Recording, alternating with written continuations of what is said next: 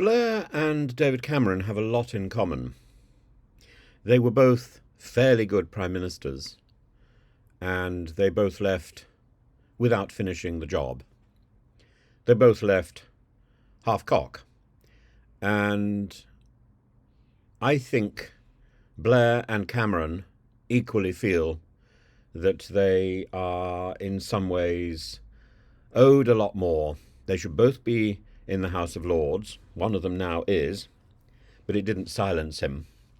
So my theory about putting ex-prime ministers in the House of Lords doesn't necessarily work. I think ex-prime ministers should go in the House of Lords and should never hold high public office again. That's the deal. That's the deal, but they should be there to be consulted in private. And the problem with Cameron is he thinks that he's a sort of Mary Poppins figure, or Nanny McPhee. Is it Nanny McPhee? Anyway, the Emma Thompson one. And when you need me, I'll be there. When you don't want me, I won't be there, and so on. And David Cameron was very good Foreign Secretary. But actually, Rishi Sunak could have found other people who didn't overshadow him so much. He needed to find his own authenticity, and he needed to rip out these spads from his office. And I suspect the same sort of thing will eventually be true of Keir Starmer. At the moment, he needs them. At the moment, you need managers, you need agents, you need advisors, but very few of them are really of value. Most of them are failed performers. Most of them are failed politicians. And that is the issue. And so are the ex-prime ministers. They are failed goods. So Tony Blair's offering advice to Keir Starmer following Keir Starmer's recent landslide election victory, why could we not notice that, raises several points of contention. Number one, Blair needs to know when to shut up. Rather like Kemi Badenoch, rather like Suella Braverman. He needs to know when to shut up. And frankly, there's an article in the Independent today saying that Suella Braverman is not fit to be the leader of the Conservatives. That makes her a perfect choice. Brilliant, and absolutely true. And Blair is not fit for public office again. And frankly, nor is Cameron, because they walk away when duty calls. Blair's guidance touches on significant policy areas such as artificial intelligence, legal immigration, identity cards, law and order, environmental targets, but essentially he's saying, what about me? What about me? I'm still here. I'm Tony Blair. Me. Like the Tweedledum over in the Conservative side. Me. I'm David Cameron. Call me Lord Cameron of Chipping Norton. It's pathetic. Blair's comments have attracted substantial media attention. Of course they have. He's Tony Blair. Highlighting the if God were to speak, people would listen. Highlighting the enduring influence and controversial nature of that former Prime Minister. But former Prime Minister is how he needs to be identified. Ex-Prime Minister, past Prime Minister, gone, done, finished. And while Blair's advice may be pragmatic, its public nature is problematic, wrong, and inappropriate. Starmer doesn't need somebody whittering in his ear in public, like Mummy kissing him before he goes off to school, as everyone's looking.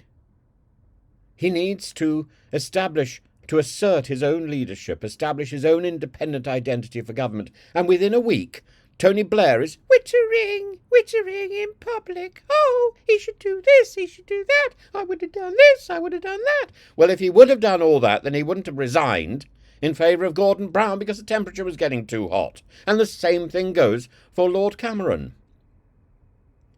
Blair's history, especially his involvement in the Iraq War, Cameron's history, especially his calling of the referendum, the person that people should be saluting if they like Brexit is not Boris Johnson, oh, get Brexit done. Boris Johnson was picking up the fag ends of his predecessor. It's Cameron who should be lauded for Brexit. And if you want someone to blame for Brexit, you don't blame Theresa May, you don't blame Boris, you don't blame even Liz Truss, you blame Cameron. But Cameron and Blair, I'm going into hiding, I've had enough, I've got a caravan. The person with the caravan is Nicola Sturgeon. Campervan. Sorry, or her husband, allegedly. Who knows? Who cares? She's another one. I'm going away. I'm going away. I've had too much. Too hot to have. These three individuals. What business was it of hers coming down to London to star on ITV during the election night? What business was it? She should hang her head in shame and regret all the misery that she's caused.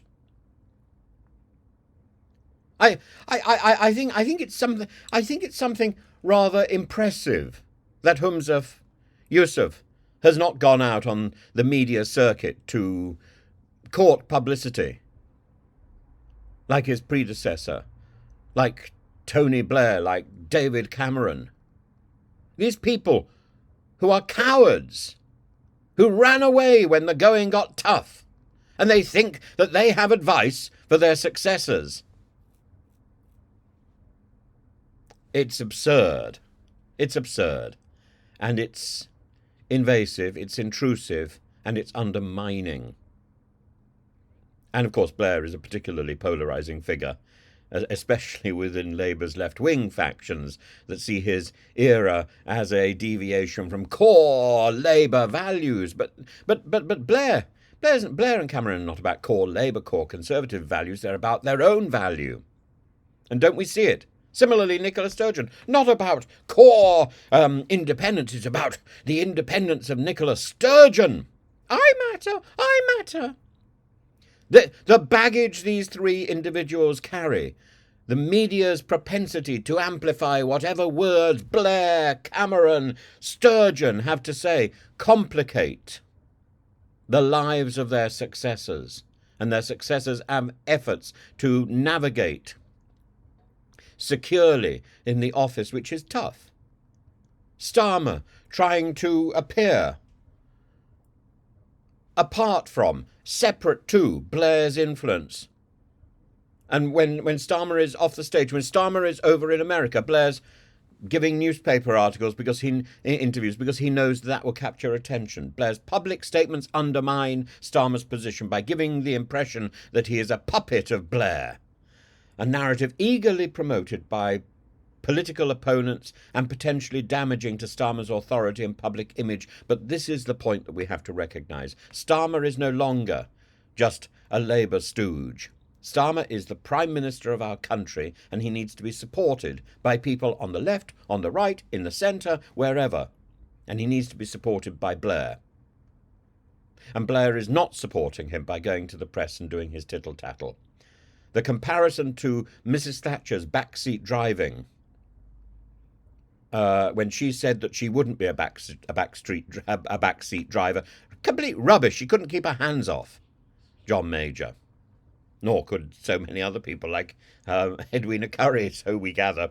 But this underscores the delicate balance former leaders need to maintain when offering counsel. That is why they need to be in the House of Lords. If Farage had been put in the House of Lords, he wouldn't be piping up in the House of Commons, delivering one of the most absurd and cack-handed and ungainly maiden speeches that has ever been heard, criticising another Speaker of the House of Commons in front of a current Speaker of the House of Commons. Utterly, utterly foul. But Blair thrives on the negative. Not Blair. Farage thrives on the negative. I suppose Blair does too. Blair's motivations might include boosting his institute's profile, or his own profile, or seeking political rehabilitation. Me. But for Starmer, the timing, the manner of Blair's advice poses, surely, significant challenges that he must address. He must silence this man. And the most strategic approach for Blair, I think, is to insist on him going into the House of Lords. If he genuinely aims to support Starmer, he should produce Guidance privately, allowing Starmer to lead without the shadow of Blair's controversial legacy looming over his administration and over the press. Blair needs to be put in his place. And that is the place for all former Prime Ministers, the House of Lords, and all former leaders of their parties. Farage should be out of the Commons into the House of Lords, and he should mind his P's and Q's.